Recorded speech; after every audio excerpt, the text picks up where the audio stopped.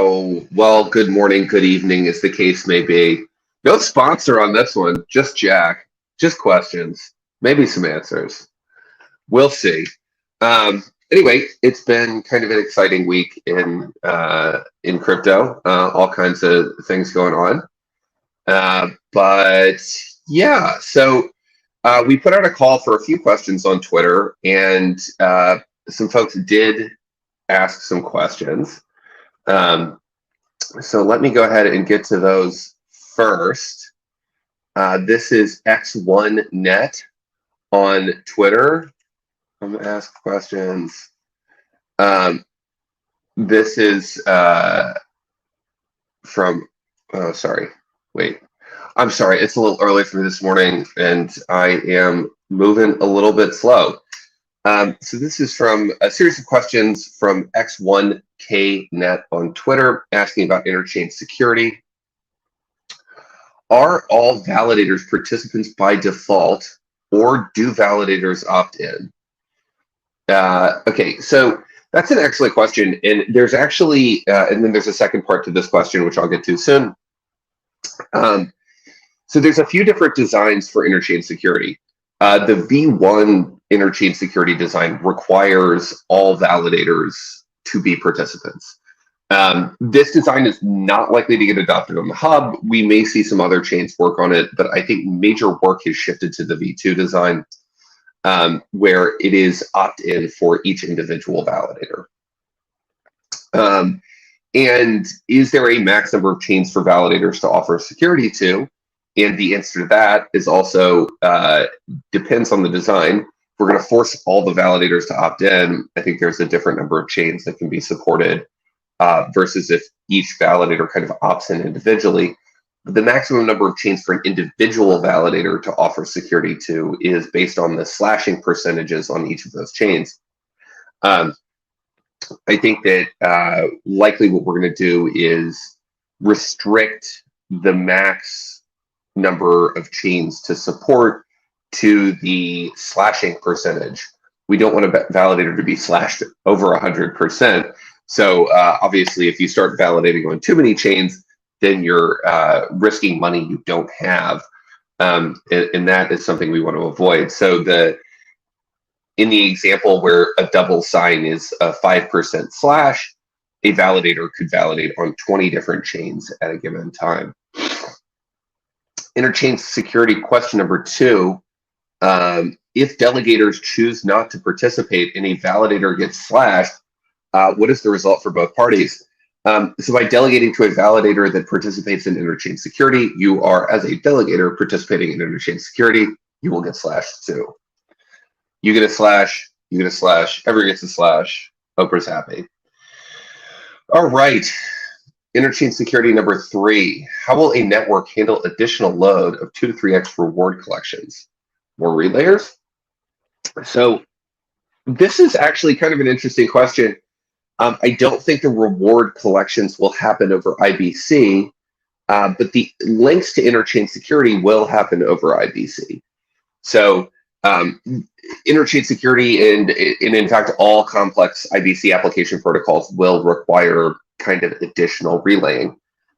This is interesting for a number of reasons. So each chain that's getting validated on will require sort of its own channel and its own relayer or relayers on that channel. Now, this kind of gets into how IBC works. Right now, all IBC connections are just ICS-20 connections. So the only thing that you can send over those connections is data about tokens, sending tokens back and forth. Interchain security is going to be a new IBC protocol. So when you're creating the channel, actually, which is the IBC primitive, so it's clients, connections, and channels, and each client and connection pair can support kind of arbitrarily many channels on top of it. So this will reuse some existing IBC infrastructure. But it's going to be a different channel entirely. So that channel will require its own relayers. It will require its own kind of keep alive mechanism. But one of the nice things about this is these kind of application-specific channels will likely not see the same kind of traffic that we see on token transfer channels. Now, a fun little fact about token transfer channels, when people see them start to get clogged up, i.e. around osmosis epoch time during high trading volume days, is kind of where users see this frequently. And if you're watching conversations with Jack, you probably run into this at least once. The way that users have responded is by sending more IBC packets, which is kind of confusing to me. Because if it didn't work once, trying to see if it works again, maybe not the best idea. But basically, this leads to kind of a compounding situation where as soon as the connection kind of starts to slow down, people hammer it as much as they possibly can. And that's kind of what's leading to a lot of the outages. And I guess you could call them outages, quality of service degradation. We can use a bunch of different words, but that is kind of what's leading to those. A combination of epoch, high traffic, and user behavior as well. So that's kind of how channels slow down. These interchain security channels are going to have nothing else traveling over top of them. So the likelihood of them slowing down is very low. This is actually going to be a much easier relaying job, but will require more relayers because each of those sort of different interchain security links is its own channel. So how will the network handle the additional load of 2 to 3x reward collections? I believe that the reward collections will happen via shared security, so the network will be able to kind of support shared security from a load perspective. There's also a lot of performance improvements coming from Tendermint, so that's kind of a separate topic. But yes, more relayers is part of that answer. Okay, and a couple of more interchain security questions here. Well, actually, just one more. How is governance affected when securing multiple chains? Is there a risk of centralization of votes? How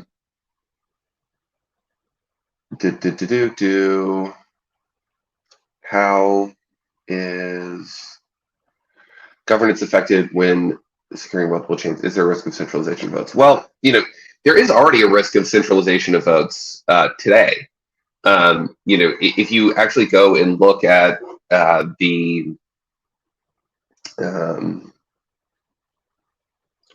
sorry guys. If you go look at the validator sets of all of the Cosmos chains on Map of Zones, something I've been doing recently, you will see that there's a lot of crossover there between validators on different chains. So this is already happening in practice. Interchain security will sort of make this more so. But this validator set is kind of disjoint from the set of chains. Like, it's overlapping, but not fully the same thing. So does this risk centralization of votes? No more than it does now, A. And B, this is a problem that we're going to kind of try to fight in Cosmos. One cool thing that I've seen is Do Kwon is out there trying to do airdrops not to top 10 validators, and a bunch of other sort of social methods to fight validator centralization. I like seeing that. I expect to see more of that moving forward. So let me check and see if we have any additional questions. I'm trying to drum some up, but it appears that all of you are asleep, just like I am today. Or, in the case of the Berlin folks, out partying because it's Friday night. So maybe we're not going to get any more questions. So with that in mind, there's a few topics that I can cover today. There are, let's see here, Relayer DAO, DAO, and other DAO tooling on Cosmos chains, and the Composable IBC bridge. So I will kind of cover those serially in a stream of consciousness fashion, as is my wont. So let's see here. So Relayer DAO. This is something that people have kind of heard me talk about. It's something I kind of mentioned in passing a little bit.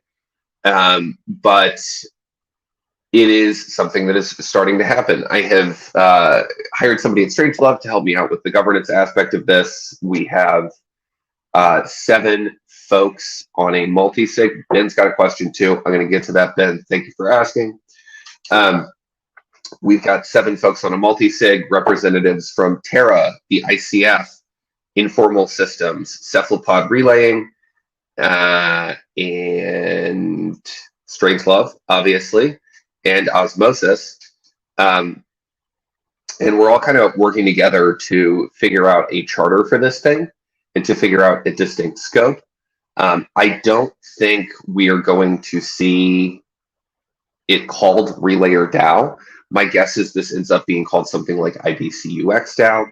And the scope is going to be something like everything not application protocols for IBC. So ensuring that the core infrastructure of IBC continues to be maintained and that it is developed in such a way that it ensures a strong user experience for end users.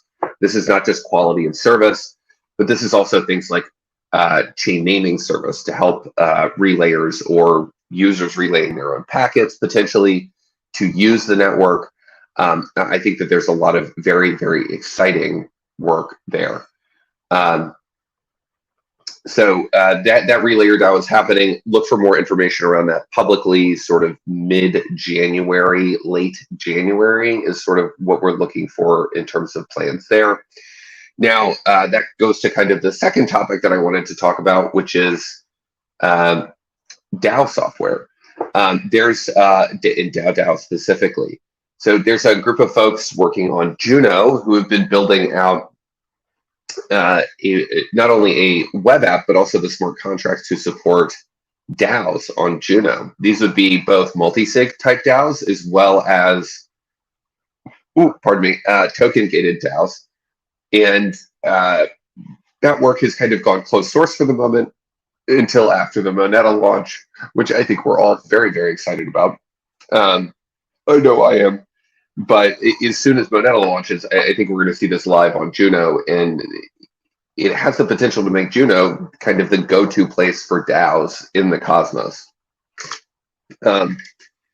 You can kind of use it to create arbitrary token DAOs as well. So sort of minting DAO tokens and going to sell those is something that you could do through this platform. So expect all kinds of chicanery and other sort of hijinks there. But I do expect it to be used for some serious things. DAO is actually also what gave me the idea for the Relayer DAO. I think it's fantastic. So I'm working with that team to help them find some audits, as well as to try to help them find some use cases. So if you're interested in DAO, hit me up. Hit up Jake, multi-chain maximalist from Juno, and we will point you in the right direction. Other DAO software on Cosmos that's coming is the Regen Network Groups module that will be coming to the hub in sort of mid to early Q1 next year in the next major Cosmos upgrade. Very, very excited about that as well. And there's a in-process user interface as well for that. That's extremely exciting. And in the event where we see a CosmWasm on the hub, which is something I'm currently advocating for and would like to get into the upgrade early next year, we can see DAO and Regen Network Groups module on not only the hub, but a number of Cosmos chains. And I think that the hub being the port city that it is, we see a number of DAOs launch on the hub. The Relayer DAO will likely end up being on the hub as well. So that's kind of exciting. Kind of a toss-up as to which implementation we use for DAO tooling at this point. Going to depend on conversation within the group. Finally, another thing that I'm working on before I get to these questions, and Matt, I also see you there too, is the composable IBC to Substrate bridge. So after a lot of sort of discussion and theorizing about how it's possible to do IBC to Polkadot, I've started working with the Composable team on their implementation. They have some Go engineers who are going to be building the on-chain side of this, both on the Substrate side and on the Cosmos side. And Strangelove is working on the Relayer work for that. Very, very exciting. So look for some more information there, but this will be IBC over the Substrate. Pretty cool. All right, Ben Davis. Yeah, go check out Composable. They've got, you know, Substrate things over there. It's all kind of Greek to me, but you know, we'll learn it. Ben Davis, how big of an upgrade is the latest Cosmos upgrade? There's a lot of exciting things here. I would say this is kind of a medium-sized upgrade. There's a lot of things that are waiting for the next upgrade. So can talk a little bit about both of these. The big one of the big ones here is a feature from none other than strangelove.ventures, the IBC router. This is sort of a V1 router. I don't want people to think that this is the end-all be-all of IBC routing. It is a initial feature meant to allow users to use the hub as a router if they want. There are some significant downsides to this, but it does work and it will work in production. I expect to see use cases from IBC smart contracts over on Juno, as well as some chains initially. So, you know, I know that the OmniFlix team has expressed some interest in that, and I've talked to a couple other chains who have too. So, you know, it'll be interesting to see how much pickup that gets.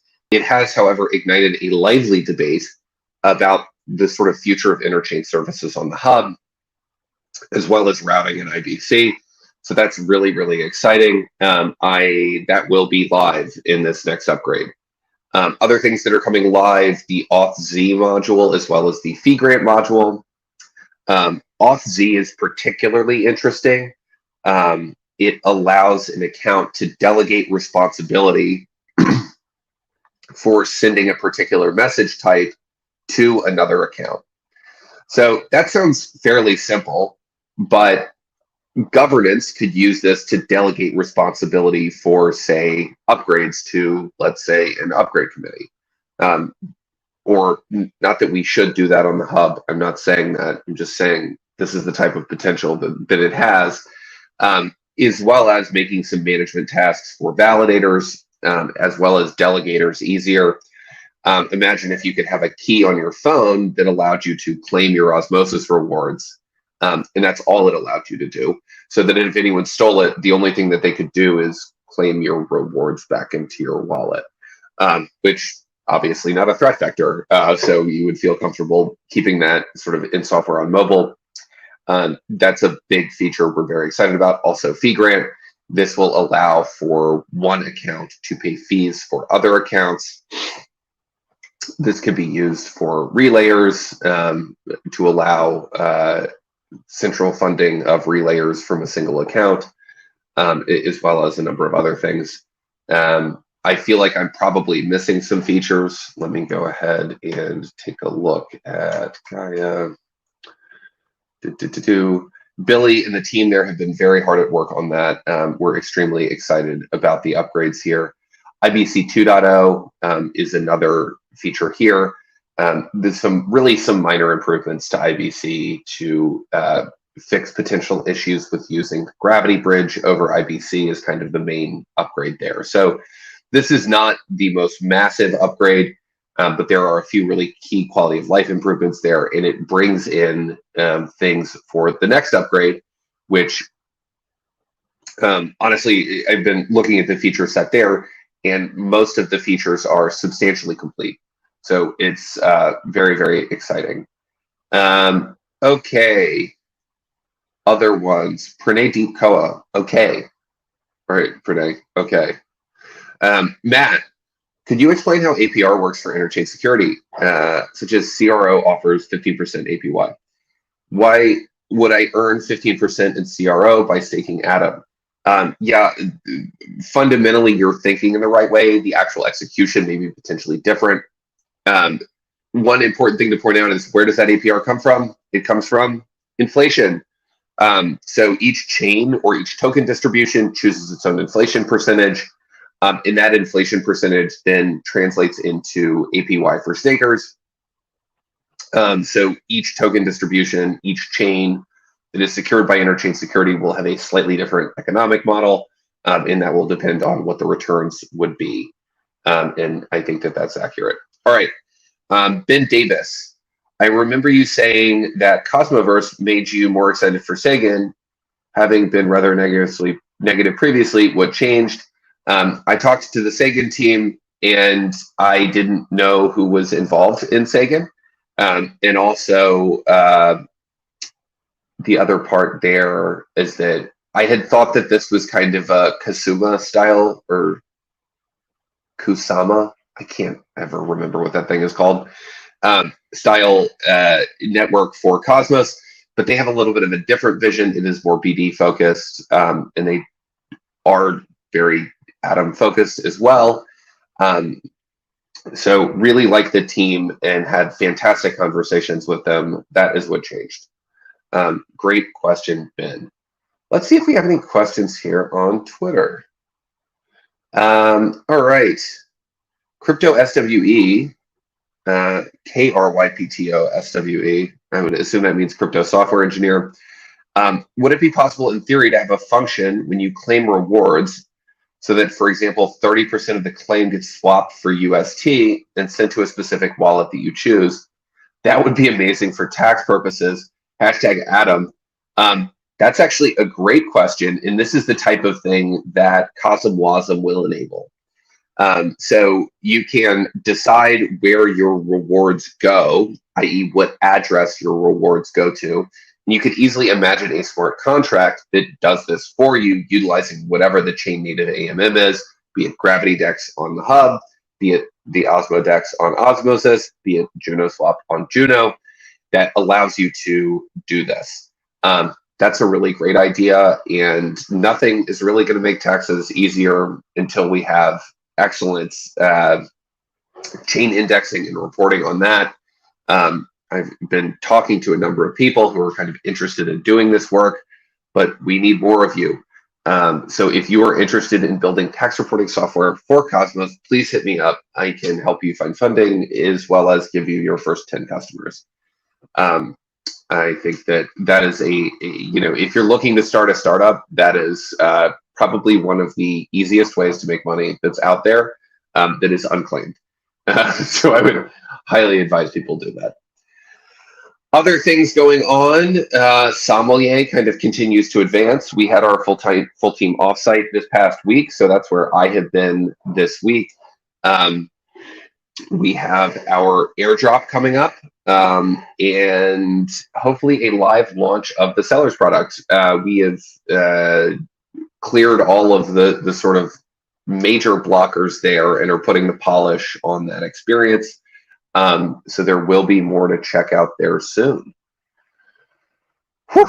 Okay, all right. Well, that is all of the questions we have, and that is about 20 minutes more content than I thought we would have today, but which is nice. So yeah, go check out strangelove.ventures. We launched a new website. It's fancy. We've got a logo. I'm excited about it.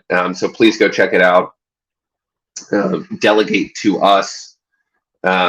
We will keep your atoms, Juno, Kava, Osmo, Sentinel safe. I feel like maybe there's one more. I can never list all of those reliably. So yeah, very exciting stuff going on there. We have had a fantastic year at Strangelove Ventures and are looking forward to 2022. We have recently made a number of hires there and will be kind of hiring at Strangelove fairly extensively over the coming year. So if you are a software engineer and you write Go or Rust or JavaScript, please call me. Yeah, that's what's going on there. All right. Well, Sisla, I think that let's call it a day, and we'll see you guys hopefully next week. But we will definitely be doing more shows and more content. Just as sort of a random note, I kind of want to change up the name and the format here a little bit. I don't know exactly how I'm going to do that, but I think we need a little bit of a refresh here on conversations. So we'll see how that goes. And yeah, but I do continue to like the interview format. So I would like to continue sort of interviewing exciting people in the space. However, I would like to have more room to do shows like this where I talk at you generally. Yeah, so that's kind of what's on my mind, and we will see you all around the interwebs, and please hit me up anywhere where I am. Catch you guys.